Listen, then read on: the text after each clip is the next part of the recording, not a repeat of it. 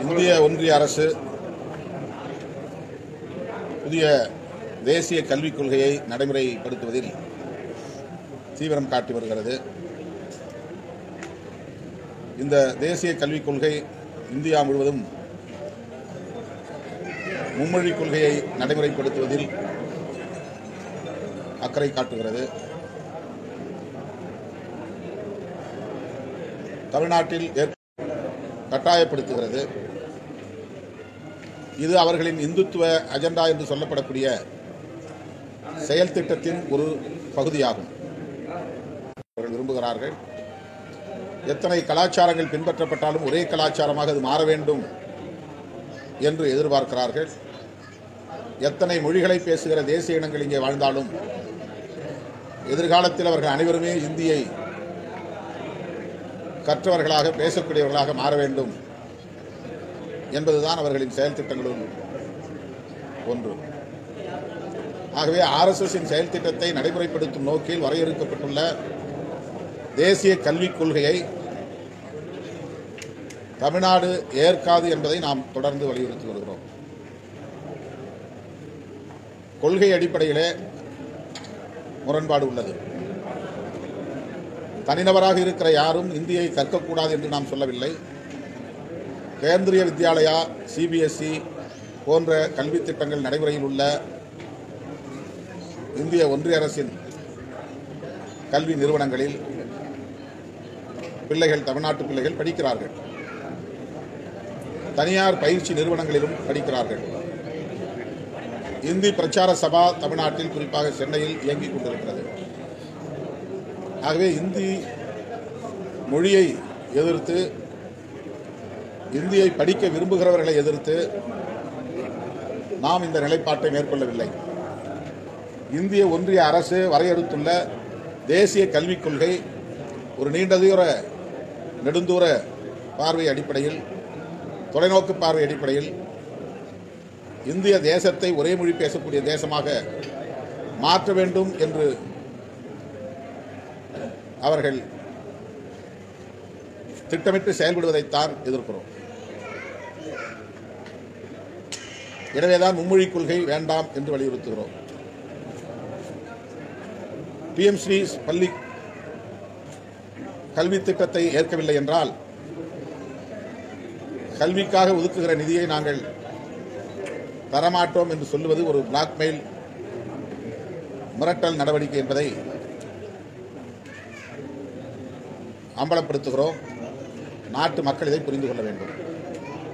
ஏற்கனவே நடைமுறையில் உள்ள கல்வி திட்டத்திற்காக இந்திய ஒன்றிய அரசு வழங்கி வந்த நிதியை இப்போது நிறுத்தி வைத்திருப்பது பிஎம் ஸ்ரீ பள்ளி நிறுவனங்களை தொடங்கினால் மட்டுமே அதை தருவோம் என்று சொல்லுவது ஏற்புடையதல்ல, ஜனநாயகம் அல்ல, அரசமைப்பு சட்டத்திற்கு எதிரானதும் ஆகும். ஆகவே விடுதலை சிறுத்தைகள் கட்சி மிக வன்மையாக இதை கண்டிக்கிறது.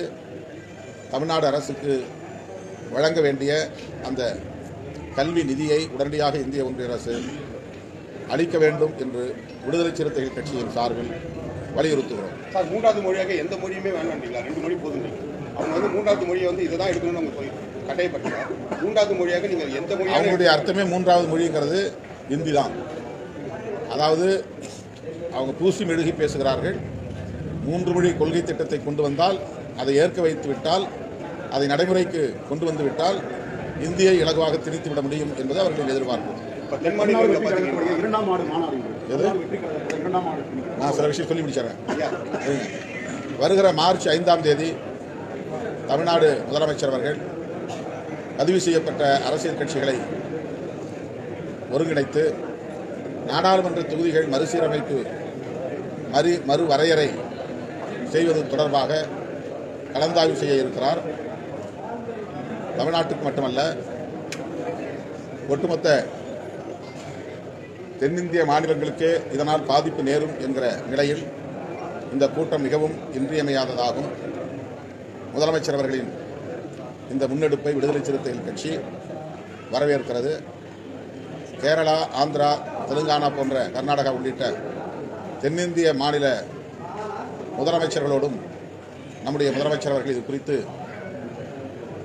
கலந்தாய்வு செய்ய வேண்டும். 50 ஆண்டுகளுக்கு பிறகு நாடாளுமன்ற தொகுதி மறுவரையறை நடைபெற உள்ளது.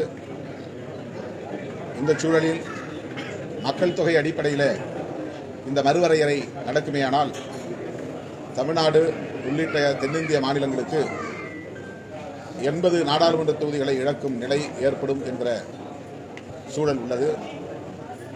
ஏற்கனவே தமிழ்நாட்டின் 39 நாடாளுமன்ற தொகுதிகள் உள்ளன. மக்கள் தொகை அடிப்படையிலே மறுவரை செய்யப்படுமேயானால் 39 என்பது 31ஆக குறையும் என்று வல்லுநர்கள் குறிப்பிடுகிறார்கள். இது மிகவும் ஆபத்தானது.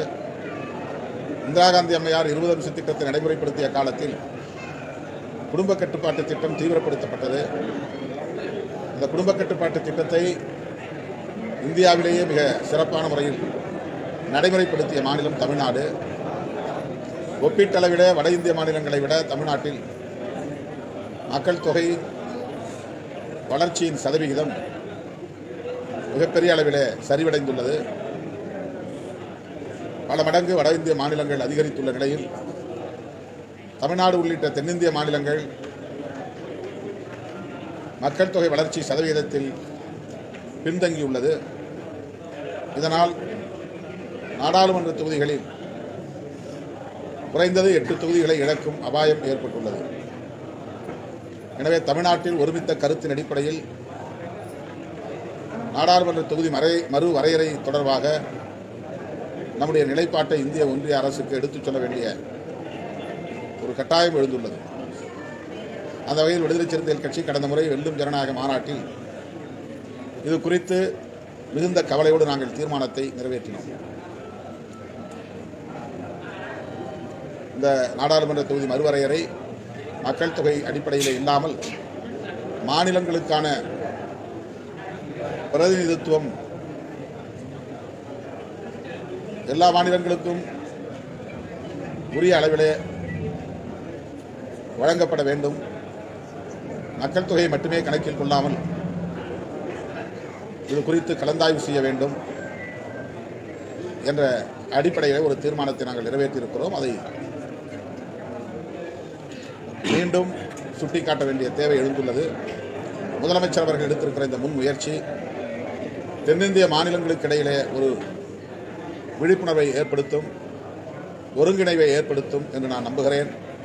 முதலமைச்சர் அவர்கள் இதற்காகவே தென்னிந்திய மாநில முதலமைச்சர்களை எல்லாம் நேரிலே சந்தித்து பேச வேண்டிய தேவை உள்ளது என்று நான் கருதுகிறேன், நம்புகிறேன். ஆகவே மார்ச் 5ஆம் தேதி நடைபெறுகிற அனைத்து கட்சி கூட்டம் வரலாற்று முக்கியத்துவம் வாய்ந்தது. முதல்வருக்கு எனது பாராட்டுகளை தெரிவித்துக் கொள்கிறேன். மலிவு விலையில், குறைந்த விலையில் மருந்துகள் ஏழை எளிய மக்களுக்கு கிடைக்கிற அளவுக்கு புதிய மருந்தகங்களை முதல்வர் அவர்கள் திறந்திருப்பது மிகுந்த ஆறுதலை தருகிறது. அதனையும் வரவேற்று பாராட்டுகிறேன். தமிழ்நாடு வெற்றி கழகத்தின் சார்பாக 2ஆம் ஆண்டு பொதுத் அந்த விழாவில் மத்திய மாநில அரசுக்கு எதிராக கெட் அவுட் அப்படின்ற ஒரு ஹேஷ்டாக் கையெழுத்து இயக்கத்தை விஜய் தொடங்கியிருக்காரு. விஜயோட இந்த அரசியல் பிரவேசம் திராவிட கட்சிகளுக்கு பின்னடைவா அல்லது ஜாதி கட்சிக்கு பின்னடைவா அல்லது மத ரீதியான கட்சிக்கு பின்னடைவா? இப்போதான் தொடங்கியிருக்கிறாரு, அதுக்குள்ளே நீங்கள் பின்னடைவை பற்றி கேள்வி எழுப்புறீங்க. அது முதல்ல ஒரு தேர்தலை சந்திக்கட்டும், மக்கள் எந்த அளவுக்கு அவரை ஏற்றுக்கொள்கிறார்கள், அங்கீகரிக்கிறார்கள் என்பதை பார்ப்போம். அந்த முடிவுகளை வைத்து தான் யாருக்கு பின்னடைவு என்று சொல்ல முடியும். ஒவ்வொரு காலகட்டத்திலும் இதுபோல புதிய புதிய வரவுகள் தேர்தல் களத்தில் நிகழ்ந்து கொண்டே இருக்கின்றன. ஆனாலும் கூட அவர்களால் பெரிய அளவிலே இதுவரையில் சாதிக்க முடியவில்லை. தற்போதுள்ள சூழலில் கலைஞரும் ஜெயலலிதாவும் இல்லை என்ற ஒரு கணக்கை மட்டுமே வைத்து திமுக, அதிமுக ஆகிய இரு கட்சிகளையும் பலவீனப்படுத்திவிட முடியும் என்று கணக்கு போடுகிறார்கள். தமிழ்நாட்டில் திமுக, அதிமுகவை தாண்டி முற்போக்கு ஜனநாயக சக்திகள், சமூக நீதி அரசியலை பேசுகிற கட்சிகள், புரட்சியாளர் அம்பேத்கர், தந்தை பெரியார், மாமேதை மார்க்ஸ் போன்ற மாமனிதர்களின் கொள்கைகளை பரப்புகிற கட்சிகள், கருத்தியல் சார்ந்து மக்களை அமைப்பாக்கி அணிதிரட்டக்கூடிய கட்சிகள், விடுதலை சிறுத்தைகள் உள்ளிட்ட பல கட்சிகள் இருக்கிறோம். எனவே வெறும் சினிமா புகழ் போன்றவற்றை மட்டுமே மூலாதாரமாக வைத்து எல்லாவற்றையும் ஓரங்கட்டிவிட முடியும் என்று சொல்ல முடியாது.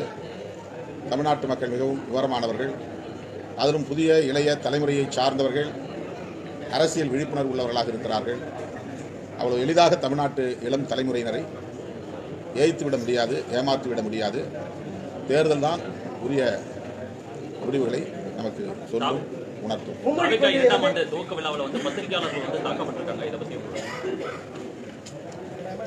மிகுந்த வருத்தம் அளிக்கிறது. என்ன எப்படி இருந்தாலும் கூட ஊடகவியலாளர்களின் பாதுகாப்பு ஜனநாயகத்தில் முதன்மையானது. அதுபோல தாக்கப்பட்டிருந்தால், அந்த நிகழ்வு நடந்திருந்தால் அது வன்மையான கண்டனத்திற்குரியது. மிக வன்மையாக கண்டிக்கிறோம். மும்மொழி கொள்கை அரசு பள்ளி மாணவர்களுக்கு மட்டும் மறுக்கப்படுவது ஏன் என்று அண்ணாமலை அவர்கள் கேள்வி எழுப்பினார். அது முதலமைச்சர் பதில் சொல்லி கேள்வி எழுப்பினார். இது கொள்கை பூர்வமான ஒரு விவாதம் இல்லை, அது குதர்க்கவாதம், விதண்டாவாதம். அரசு பள்ளி ஏழை மாணவர்களுக்கு ஏன் ஹிந்தி தான் படிக்கணுங்கிறது ஏதாவது கட்டாயம் இருக்கா? ஹிந்தி என்ன அவ்வளோ பெரிய உலகத்தில் இல்லாத பெரிய மொழியா? என்ன மொழி அது? இந்தியை படிச்சுக்கிட்டாக்க உலகத்தில் எங்கே போனாலும் வேலை கிடைக்குமா? அப்படின்னா இந்தியை தாய்மொழியாக கொண்டவர்கள் தமிழ்நாட்டுக்கு வேலை தேடி வர வேண்டிய அவசியம் என்ன? இந்தியை தாய்மொழியாக கொண்டவர்கள் மூன்றாவது மொழி என்ன மொழியை படிக்கிறார்கள்? அவர்கள் மீது என்ன மூன்றாவது மொழியை அவர்கள் வற்புறுத்துகிறார்கள்? இந்தியை தாய்மொழியாக கொண்டவர்கள் தமிழ் படிக்கிறார்கள் என்று ஆதாரம் காட்ட முடியுமா? எதற்காக மும்மொழியை திணிக்கிறார்கள்?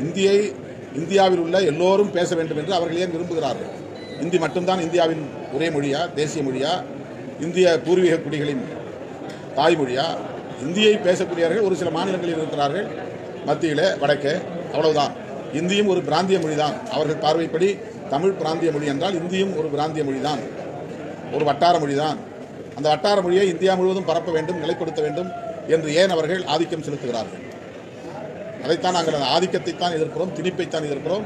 யாரும் இந்தியை படிக்கலாம், தனிநபராக இந்தியை விரும்பி படிப்பதிலே யாருக்கும் எந்த மாற்று கருத்தும் இல்லை.